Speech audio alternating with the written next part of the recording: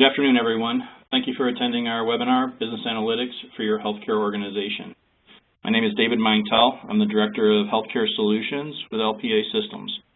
I'm joined today by Jeff Matthews, who's our Director of Financial Performance Management, and Katrina Adams, who's our Vice President of Operations.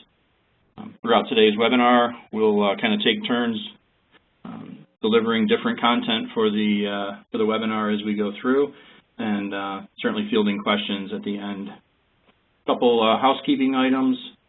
All participants will be on mute throughout the presentation. During the presentation, please feel free to submit questions to the host via the WebEx chat function. During the Q&A, we'll answer as many submitted questions as time permits. And then all data that you see through screenshots and so on throughout the presentation is completely fabricated and just for demonstration purposes. So our goals for the next 45 minutes are to provide a high-level introduction of what business analytics is and how it applies to the rapidly changing healthcare world. The agenda for the presentation is I'm going to do a real brief introduction of LPA. We'll define business analytics really from a general perspective. So how is business analytics defined across all business segments? Describe how it then applies to healthcare. Then we'll discuss the three key areas through a set of use cases. So for business intelligence, we have a couple use cases we'll walk through and show some examples of how we've helped solve those use cases in our client base. We'll then do the same thing for financial analytics, and then for predictive analytics. And then finally, we'll recap today's event and then do a question and answer session at the end. So briefly introducing LPA, we're a Rochester, New York-based business analytics firm focused on the healthcare industry, and we've been in business for 12 years doing business analytics, and we're an IBM Premier Business Partner, the highest level of accreditation inside of the IBM world. Our healthcare clients range from small to large provider groups, some as small as 20 and 25 providers, some as large as 1,400 providers. We have university-based health systems as clients, hospital-based health systems, Blue Cross and Blue Shield payers, and EMR vendors as well. Our solutions range from our clinical reporting framework, which is kind of the foundational solution that we've created, that's the foundation for all of our other solutions.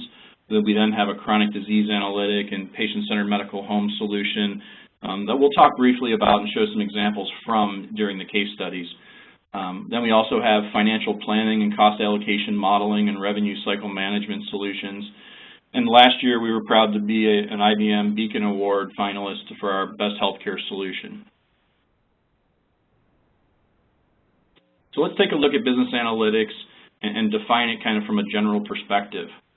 So in today's world, nearly everything is instrumented, creating an explosion of new information. So if we kind of follow this chart from left to right, everything from our electricity meters in our homes to toll booths as we drive up and down the highways of America, the medical records in our healthcare systems, chat room conversations, are creating this huge volume of information across the enterprises. By capturing that data and analyzing the relevant data, you can see exactly what's happening now, predict what's going to happen in the future. So our goal with all of this data is to get better analytics and be able to make better decisions with it as an organization. So from recent studies, we know that organizations that are analytics driven show a 1.6 times revenue growth. They see 2x EBITDA growth, and they see their stock appreciating at a much higher rate than organizations without being analytics driven. And a lot of this comes from the ability of the analytics solutions to connect data, perspectives, people, and decisions, being able to really drive that holistic view of the organization and be able to leverage it across the organization. There's three key important shifts that we're seeing in the world that's fueling the need for analytics. One, as we talked about on the previous slide, is the emergence of big data. And it's for all the reasons we talked about on the slides before, and for many more, we're seeing that this explosion of data. And what we're also finding is that through recent studies is that 65% of businesses are not using that data for business advantage. The second piece is that consumers, through all of this, are becoming much more educated and are making much more data-driven decisions in their lives. 84% of consumers rely on social networks for purchasing decisions. People are going on to things like Facebook and Twitter, and they're really looking at those as data sources to be able to help them make purchasing decisions about everything in their lives. Accelerating pressure to do more with less. Organizations are under strict restraint guidelines for reducing costs and increasing performance of the organizations. And we see organizations that use analytics enjoying a 32% higher return on their investment in capital. So all of these things combined are really driving the need for bigger, better, larger, enterprise-wide analytics solutions. So if we look at what an analytics-driven organization ends out looking like, it's an organization that is distinguished by their ability to leverage these items on the slide now. All the information within the organization, whether that be from their transactional systems or their application or their machine data or their social data and enterprise content from both inside their organization and from data sources outside of their organization. They're also able to leverage all perspectives, whether it be looking at historical data, looking at the current data, or looking at the future and trying to be able to better predict. And we're going to hit on all three of those areas as we go through today's presentation. Also, the ability to leverage all people, not just the executives in the organization, are important to real analytics. It's everybody inside the ecosystem of an organization. So it's the executives, it's the employees, it's the customers, it's the partners, it's the vendors, it's everybody that makes up the ecosystem of that organization. And then it's all decisions, whether they're major or minor, strategic or tactical. It's being able to impact all of those decisions with better analytics. So if we start taking a look at how we apply solutions to this problem, this slide across the bottom you can see is essentially all of your sources of data. In this particular case, we're looking at it from a healthcare perspective, so you see things like clinical systems and ambulatory systems and financial systems and supply chain and claims management systems. So those are all the data components in most healthcare organizations. And across the top of the slide, you have all of your consumers of information within the organization, whether it be your clinicians or your executives or your medical officers. It's everybody within your organization that has a need for information. So we leverage, at LPA, we leverage IBM Business Analytics to connect those two components together. So the first layer that I'm showing now is really the ability to have this unified set of capabilities, dashboards and scorecards and queries and predictive modeling and budgeting and planning solutions, all being provided by the same vendor with a unified data source, connection capabilities, and so on. And then what we do is on top of that, we have the ability to then deliver that information through a set of capabilities, delivery mechanisms, if you will. So whether your end users want to see it on their smartphone or their tablet, or maybe they want to see it in their browser, or they want to see a hard paper copy or PowerPoint, regardless of the information delivery mechanism they want, we have the ability to do that. So we look at this as being able to provide the right information at the right time through the right format to our consumers inside of our organization. So as we look at how this kind of breaks up in the rest of today's presentation, so the items to the left are business intelligence. I'll be talking about those first. Then we're going to be looking at budgeting and planning, more from a financial perspective and financial analytics. Jeff will be taking us through that piece. And then we'll finish up with the predictive modeling component, and we'll have Katrina Adams taking us through that piece. So if I start to kind of look at how this applies to healthcare, everything we've talked about so far is really kind of general information and really talks about how it applies across all different types of organizations. So if we look at this from a healthcare perspective, what we see is we have this chart here that shows kind of the maturity of an organization and its ability to take advantage of capabilities going up the left-hand side and the degree of complexity of those solutions going down the right-hand side.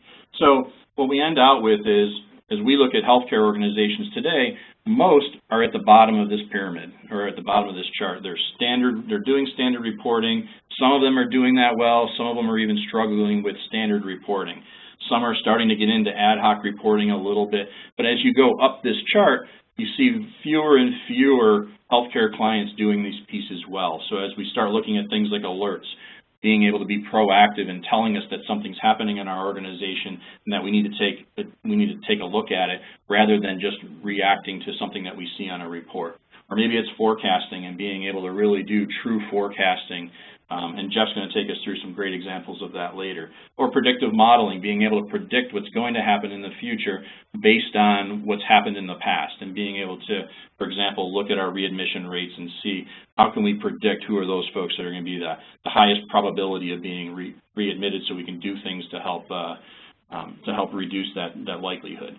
So what we see is this is the kind of the paradigm shift that we're trying to work with our clients on, is moving them up this curve, being able to help them take more and more advantage of the technologies and capabilities that exist within the business analytics field today. So now I'm going to take a look at the business intelligence piece of that. So if we really look at defining what this means in the healthcare world, it's our EMRs, right? Our EMRs are creating these huge volumes of data. And sure, we have practice management systems creating large volumes of data and other systems, but by and large, our electronic medical record system is creating this huge influx of data. Our goal in healthcare analytics with business intelligence is to allow users to transform the volumes of data into usable information and ultimately knowledge that can be used to make better healthcare decisions. Really, it's about taking those population sets of patients and helping our organizations make better decisions based on those populations of data, and ultimately allow us to find those users who are the needle in the haystack, if you will, really being able to find those real problems inside of those mountains of data. I like using this analogy. It's what you can't see. If we look at this as the whole iceberg as being our electronic medical record system, our practice management, and our finance systems, what we see today with most of the technical reporting that organizations have is just the tip of the overall. And what we're trying to do with business intelligence is really expose everything so that the organizations can make a truly informed decision about how they're treating their patients and how they're managing their businesses. So let's take a little bit of a look here at some of the use cases, or a use case in particular, and I'll show some examples of how we've helped solve that with some of our solutions. So, diabetes analysis use case. So our chief medical officer would like to see how each physician group within the organization is managing their diabetic patient populations. He'd also like to know, would like to have the ability to drill into the information, to look for patterns in how individual physicians are treating their patients. And then the CMO would like to be able to compare this against benchmarks in the industry. So if we take a look at an example screenshot. So this is actually an example of a report or a dashboard really from our LPA chronic disease analytic. And what you see on the screen here is really on the left-hand side, we have a set of prompts that allow us and the user to choose what they want to see on this dashboard. So by default, it comes up with practices selected, and it shows how those practices compare on the right-hand side of the report. So it shows those comparisons and allows users to then drill into the details of those. So by clicking on any of the lines that are drawn on those charts, we can drill into and see the next level of detail. So in this case, we're starting at a practice level, and we're showing the lines as practices. If we were to click on one of the lines, we would then see the physicians that make up that practice and how each of them compare to the other users inside of the practice. And then down the bottom left-hand corner, we have the ability to drill into patient-level details. So if we, these types of reports are great for seeing trends and being able to identify potential issues, but if you can't get to an actionable state with those reports and being able to actually get to an individual patient to have an impact, the value of the reports are a little diminished. So we found it important to be able to always get to the list of patients that make up the report that you're showing at any point in time. So that's some of the capabilities that we've kind of built into this particular piece of our solution. If we look at another use case, I call this our ad hoc analysis use case. Practice managers and other clinical staff have been complaining about not being able to actually search the data within their EMR. I hear this every time I walk into a new client. We've got all this data we're keying into the EMR, but we can't actually do anything with it. We're restricted to just this list of reports that somebody has deemed the important list of reports. So one of the things we like to work with our clients on is making individual users more self-sufficient and being able to really hunt for themselves within the information. A follow-on piece to this is practice managers want to be able to easily create lists of patients who meet a certain criteria. Also, the practice needs to be able to evaluate the mix of patients they're seeing and the types of appointments that they have. So I'll show a couple examples here. So this is an ad hoc light, we call it, from within our LPA clinical reporting framework. This is an example report where at the top piece of it gives us all of our filtering capabilities, and in the bottom we have our list of patients. So as I kind of do the builds here, we're able to choose our prompts on the top section of this report, and then automatically the list of patients is filtered below. So we're able to then see our results in the tabular format below, and we also have the ability to choose which pieces of information we actually see in that bottom section.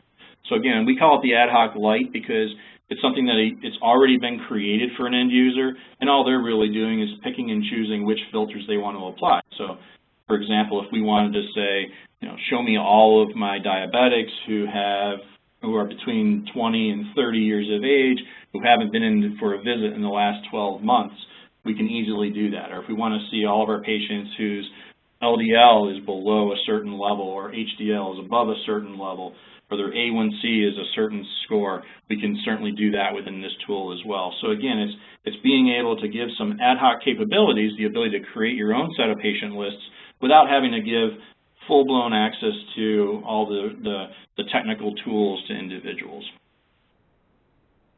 And the last piece I'm going to show here is kind of the appointment utilization report sample. So this is a report that was created by an end user by dragging and dropping components onto a dashboard report. So this dashboard report is made up of things like appointment revenue and invoice amounts. So we're able to see our revenue that's been generated by our different appointments over periods of time. We're also able to see the appointment mix by location. So how are we doing from a location perspective? This one, you can see the blue one, Clinic Group 2, had a lot of folks that rescheduled. You see that in the far right. So maybe we want to do something to drill into the detail and see if there's some pattern that we can identify so that we can help with our utilization of our office staff. And then in the bottom left, we see revenue mix by bar. So again, we're able to see where our revenue is coming from and the types of departments that are generating our real revenue inside of the organization. So that is the end of my BI piece of the presentation. So at this point, I'm going to turn it over to Jeff Matthews to take us through the financial analytics piece.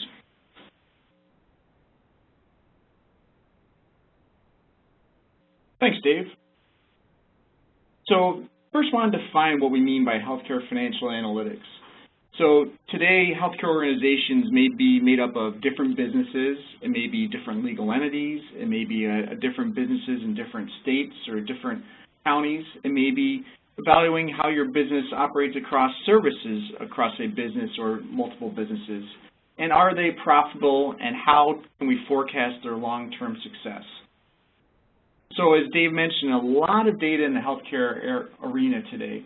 And healthcare financial analytics really gets at how do you define those business metrics or drivers to be able to allocate your costs and look at the profitability of your organizations. So you may have data sitting in various systems out there, from your ledger to your EMRs and billing systems and payroll systems. How do you gather that information in enough detail to then analyze your profitability and forecast how your company is going to be doing in the future, be it 12 months, 18 months, multiple years? Ultimately, it's really looking at across your organizations, how you define your businesses, your services, and understanding what happened over the last year. Going forward, what do we expect is going to happen if we align things slightly different, if we control our costs, if we hire additional folks? What if scenarios trying to predict what can happen in the future? So one of the use cases we see from our clients is, how do I take my information today and allocate costs to understand if a particular service or a particular business is profitable? So our past customers have financial analysts who may be integrating manually information across multiple systems today, ledger, billing systems, and then coming up with different methodologies to allocate those costs or even revenue. So oftentimes this is a manual process we find in Excel, where they're taking the information, trying to integrate it together, either at a high level or a lower level, to really come out with an end goal of a P&L or a cash flow or a balance sheet, information that may not be available with one system today. With mergers and acquisitions in the healthcare arena, a lot of information may be in multiple GL systems or billing systems. So as the business changes, mergers and acquisitions, the changes in the healthcare, defining different service lines, adding additional business capabilities, removing business capabilities, the organizations want to have the flexibility in changing how they're defining their business or service line and allocating those costs using various metrics and drivers that may change over time. So what's included in a cost allocation component? So it's first defining your business. So one way it may be taking your specialties and your physicians, rolling those specialties up to service lines. It may be different organizations or locations, but the first thing is just defining what are those components and those key roll-up areas that you want to define your P&L. The next piece is integrating those different data sources. So you may have a ledger system or multiple ledger systems. It may not have all the details you require today, or may not be able to perform those cost allocations within that ledger system today. You may need additional information from an EMR, billing systems.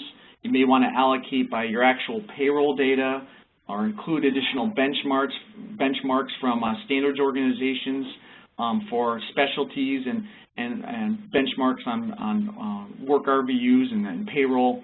Or you may even have some external information today for how you have rent or malpractice payments. The next step is really understanding what are those key metrics or drivers that you want to be able to capture and then allocate using those drivers. So it could be square footage for your various locations. It may be a head count or a clinical FTE, or paid hours for the revenue, or a percentage of revenue by a business or service line. It may be measured down to the patient level, patient days or visits or occupied beds, or maybe overhead, indirect or direct expenses across your businesses. And getting down to those methodologies of how you want to figure out those charges or the revenue and allocate according to those different businesses or organizations or service lines you've defined. Cost to charge ratio is a common one. A lot of folks are going towards an RVU or work RVU, or even down to capturing the actual costs for that patient and then rolling up those costs and the associated revenue to have a patient-level P&L. So once you've figured out the allocation methodologies and gathered that data, it's really a matter of configuring the reporting and analytics. So a lot of clients, the end goal is that P&L defined by your chart of accounts, your structures. How do you define your accounts, your locations, your businesses, and getting a P&L out to either a physician level or an organization level so that folks can be accountable for keeping profitability in their mind going both in the past and going forward. Maybe putting together some dashboards to understand some key drivers and how are we doing based on our bad debt, based on FTEs and our metrics. What are those key drivers? How are we looking going forward on our profitability? And then it's defining those advanced analytics after you've captured and integrated this information and allocated the costs or revenue. How do you want to look at it? By a provider, a patient, a payer or contract, by your various accounts that out there, departments or cost centers, service lines or your organization roll-ups, and over time, a month over month, a quarter, a year, a rolling 18, 24 months, but being able to come up with that way to be able to look at that data once you've formed that allocation process. So that was one use case in the financial analytics. A second one we find a lot of our customers requiring is coming up with that driver-based system where they can capture metrics or standards out there that they can accurately consolidate their organizations to look at the future expense and revenue possibilities across their organizations or service lines. So if you have standards and metrics today that you can use and you can forecast what those are, trying at the bottoms up, meaning the lowest level of a department or a cost center, being able to come up with that budget and provide accountability at that lower level, consolidate that information easily, so from an overall company perspective, you can see how you're going to be doing in the forecasted or future months. So in here, there's a lot of what-if capabilities. What if we add headcount? What if we add a service line? What are some of our businesses that may not be profitable, and what if we need to allocate separately because that business may no longer be part of our key strategy going forward? Ultimately, looking at those that revenue and expense, coming up with that profitability, understanding the cash flow going forward, and providing a model of what-if capability if we do make additional investments in your business, and do they have a return on that investment? So examples here again, what are those pieces of information that you utilize in your budget or forecast process, and putting it into configuring that in the LPA solution, and then maybe some of the same sources you're using today or maybe use in a cost allocation process. So your ledger systems, your Lawson or Solomon or PeopleSoft, or multiple ledger systems out there, your EMRs, your billing systems, it may have payroll data, some of the same information that you may be trying to integrate together in an Excel manual process.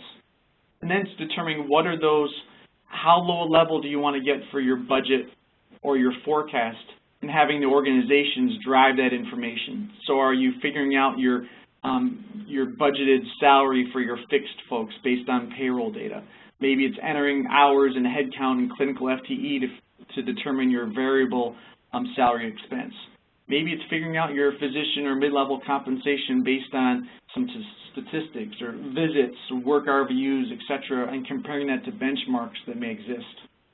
It's determining some of those fixed non-salary. Maybe you have fixed costs that are out there for some key vendors or contracts or rent. Determining some of those variable non-salary expenses, such as supplies that you use that may be based on the driver. And even within the budgeting or forecasting system, then doing an allocation process so you can allocate your overhead or shared services across the businesses that are probably going to utilize those services in the upcoming months. And finally, really determining how you want to calculate the revenue based on some drivers or based on things like hours or RVUs, etc., going forward. And finally, how do you report on those budgets or forecasts using dashboards, and how do you incorporate the various users that are involved in that budget or forecast process?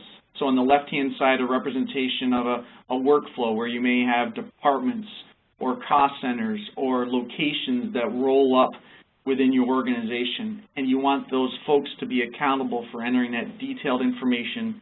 The tool automatically rolls that information for you so that you can see a consolidated view, and then placing some analytics or dashboards on top of that to be able to come up with a quick look, how are we doing compared to our actuals, our budget, our forecast going forward.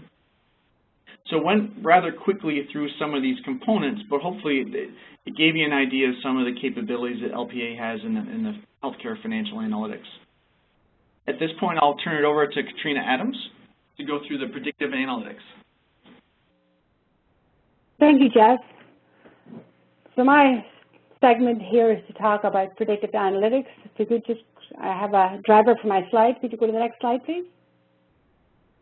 So let's define predictive analytics much in the same format as we've done before. Again, as Dave said, we have huge volumes of data that is extraordinarily valuable to us. The challenge is, how do we get at it? The healthcare predictive analytics is really the process about discovering the interesting and hidden patterns that are contained in this data. In your organization, you have volumes of data across the entire organization, and it's impossible to see the hidden patterns, and that's where predictive analytics comes into play.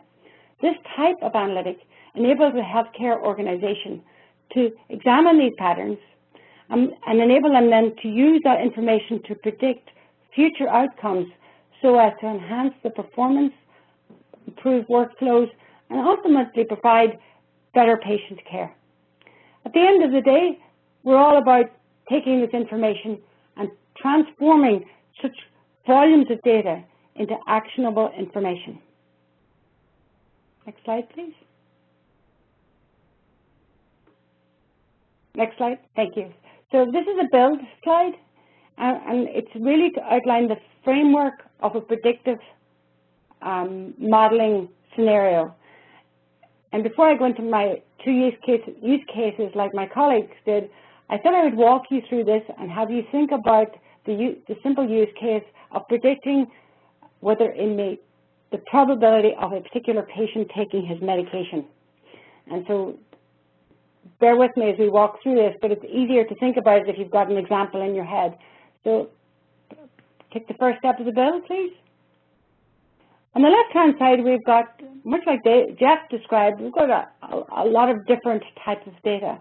Our patient who is going to take his medication, there are different things that we might think would be impact whether a patient takes his medication or not. And from a demographic perspective, I would suspect the age of the patient will have something to do with it. Some may argue that the gender of the patient may impact that. Certainly, education level would be something of interest. On the transactional side, there's a host of clinical data that we could leverage where the patient's ability to attend his appointments, the physician's inputs on that patient, various clinical measures, etc. And then, of course, there's external data. In this use case of looking at whether a patient will take his medication, perhaps that is the support of community care. Maybe there's a need to have some external help to come in and provide that patient. So having the ability to know whether that's available or not might also be a valuable variable or piece of information. Now, if you pull all of this information together and you're thinking about what do I have to think about when I have to decide whether a patient is going to take his medication or not, and how do I find out what the probability has? In all that history of data that I have in my system, I can use the knowledge in my system to create a model that defines whether the probability level for each of those patients. And the analysis up here talks about the different types of models that one might build. And this comes under the general term of predictive analytics.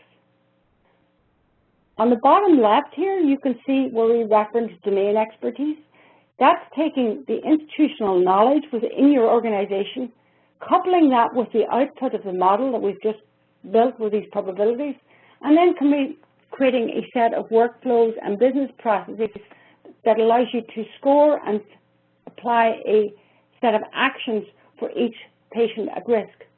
So you could envision seeing a new patient and applying this model to that new patient and being able to determine upfront whether this patient has a high probability of taking his medication or a low probability.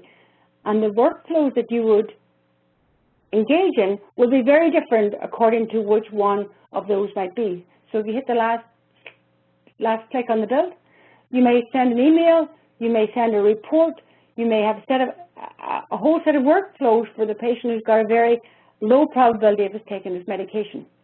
Now, the most interesting thing about these predictive models is this data flows all the way back into the system at the beginning again. So if you think about how that model is going to mature over time, as your patient and your organization gets the benefit of the experience of this model, it will improve gradually over time as you make these changes. So that's the structure of a predictive modeling exercise. So I'm going to go through my 2 use cases now and talk to you about each one in the context of this picture. The first one is a hospital readmission use case. And as I'm sure everybody on this call is aware, under federal regulations, hospitals are now going to face penalties for readmitting patients that they have already treated. So there's a percentage mark and a whole bunch of measures, but penalties will be calculated based on readmissions for these 3 diseases of heart failure, heart attack, or pneumonia, with a view to expanding this to other conditions in 2015. So hospitals are seeking ways to better target resources towards the patients with a higher risk for readmissions. That makes good common sense. And providers are working to find strategies to improve care transitions to reduce these readmissions. They need tools to help them achieve that. This is where predictive analytics comes into play. Let's go to the next slide. So the hospital, thinking about a predictive model, and here what we are trying to do is to be able to determine whether a particular patient has got a high probability of readmitting or a lower probability. And again, you go back to the history within your data set to understand, to create a model to be able to make that prediction. A particular organization that we've worked with started off to took all their data for their heart failure patients out of their EMR. They had a couple of thousands. They were creating a pilot study. They took a couple of thousand patients out of their EMR, all of that data, and they did their research to understand what were the key variables that might influence the probability of whether that particular patient would be readmitted or not. Over time, as they developed the model, they pared that down to 35 variables, and these include clinical factors, lab test results, vital signs, etc., number of visits, medications. So they got it down to 35, and then they put together a pilot study and classified their patients from their history to understand the probabilities and the model that they would need to have for a readmission. They took that model from that segmentation analysis and they applied it to their incoming patients so that clinicians then could take action while the patient was still in the hospital and simultaneously target that patient for the appropriate post-discharge process according to the risk level that they had determined. These type of predictive analytics allowed the healthcare organization to not only reduce their readmission rate, they actually reduced their heart failure readmissions from 21% down to 17%, but they also reduced costs and used their resources allocated for prevention programs and overall then to improve patient care. We're going to go on to the next use case. This has got a slightly different flavor just to give you a different perspective. And this is the disease management use case. And so I'm thinking about this in the context of an integrated health services organization that have got a clinical aspect as well as the plan aspect. But from a disease management perspective, I think we all know that most of today's health expenditures are allocated to healthcare costs for chronic diseases. That's a well-publicized piece of information. And healthcare organizations are looking for ways to manage these costs, which in the long run will hopefully keep healthcare costs down. That's the goal. So predictive analytics, so how can that help? Well, as we said in that initial framework, it allows for the analysis of very large volumes of patient data to allow us to create and derive chronic disease risk models for the population, and then enable us to provide individualized care for the appropriate level of risk. Providers and payers need these sorts of models to help us identify which patients are likely to develop certain diseases, and then enable them to offer timely interventions that prevent the conditions from developing or worsening. Next slide, please. So the disease management components in this type of predictive model, I'm thinking in my example that I'm talking through within a integrated health services organization, they had the liberty or the value of both the clinical side data as well as the claims data, and they were able to look at the patterns for individual patients for their physician use, hospital use, lab use, medication use. So they took all of their historical data, created a model leveraging that data, and created a segmentation analysis to be able to help them understand a risk profile for individual patients. So a new patient coming in, they could assign that patient to one of the risk categories. Then leveraging their institutional knowledge, they're able to assign their providers and their caseworkers to focus the individual patient's care appropriately. Given this was a health services organization, they were also able to look and help use this model to help them answer some of these questions that I've listed below. Is the current care provided according to clinical guidelines? Comes back to the same sort of reporting that Dave talked about earlier.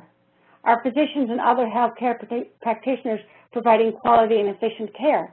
So this is where the analytics of predictive analytics merge with the analytics of business intelligence analytics and allows the healthcare organization to do more with less. I think, as Dave said at the beginning of this presentation, the whole pressure is accelerating to be able to do more with less. So using these sciences, we're able to use information that is very hard to see. It's hidden within the context of your data, and hopefully enable you to get actionable information out of your data.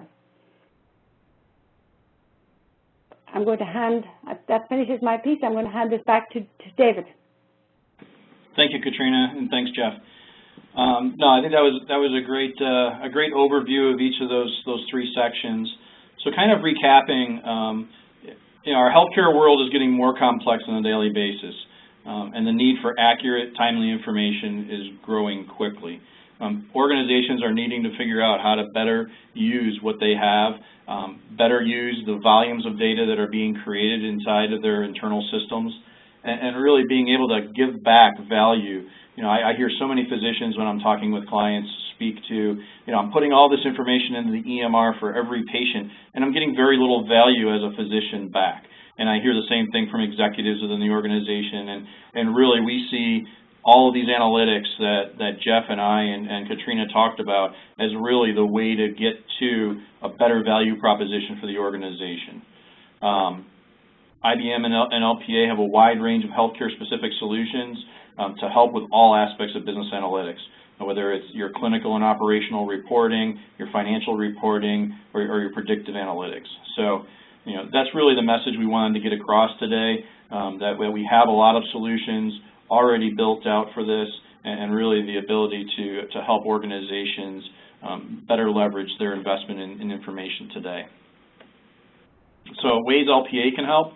On-site presentations, customized for organizations. We do this an awful lot, where we go on-site, take a presentation like this, and provide it to an executive committee inside of a healthcare-based organization to really start the conversation around how analytics can be used. Roadmap whiteboard sessions. A lot of times we'll go in, and organizations know they need to do more with analytics, but they don't really know how to get started. And we'll invest the time up front with you to really help you start down that path through a roadmap session. Live demonstrations of the capabilities that we and IBM have, really starting with our clinical framework and a lot of our financial solutions as well, are certainly things that we can provide. And then complete end-to-end solution development for all of your analytic needs, whether it's us coming in to help you do a high-level roadmap and requirements gathering, or it's building the solution and providing training to your end users. Really, we have the ability to do everything across the board.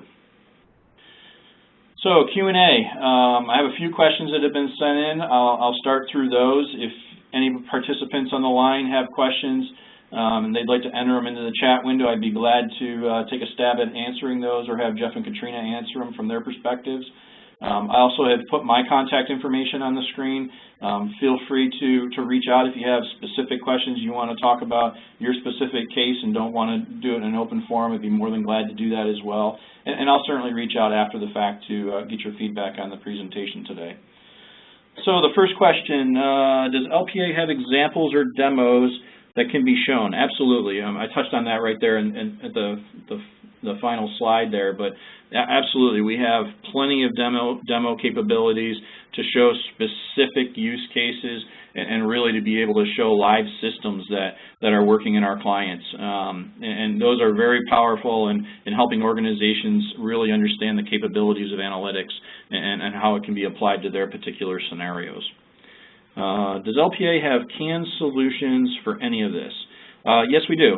So LPA and IBM, we both have a series of solutions that are kind of out-of-the-box starter kit type solutions that allow our clients to kind of jumpstart their activities in analytics. And again, through conversations, we'd be more than happy to help you decide which is the right path to go down. The buy versus build scenario these days is very strong on the buy side. So we do a lot of selling of solutions as starter kits and then enhancing those solutions to meet the specific needs of specific clients. I had a question here about case studies and whether or not we have any publicly available. We certainly do. We have some on our website at lpa.com.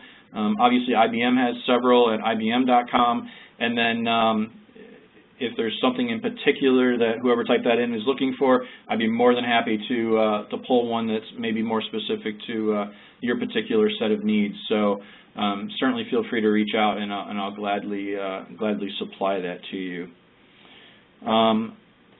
Also, that's the questions I have right now. The other thing I'll mention while I'm waiting here for a couple more questions is follow-on presentations. So our plan for this series of webinars is starting at a high level for each of these topic areas, which is what we did today, and then what we're going to do is over the next several weeks and months, we're going to do detailed presentations on each of these topics. So if you're interested in one of these particular topics and seeing a more detailed presentation in kind of a public setting rather than having us come in and do it personally, you'd be more than welcome to certainly join our future presentations, and we can add you to those lists of folks that we invite. So if you have interest in a particular section, by all means certainly reach out and I'll gladly make sure you get invited to that next session. With that, I don't have any other questions that came in through the chat. So I think what I'm going to do is give everybody a gift of time, give everybody 10 minutes back in their day. I appreciate everybody's attention and participation in today's event, and I look forward to speaking with you all in the future. Thank you.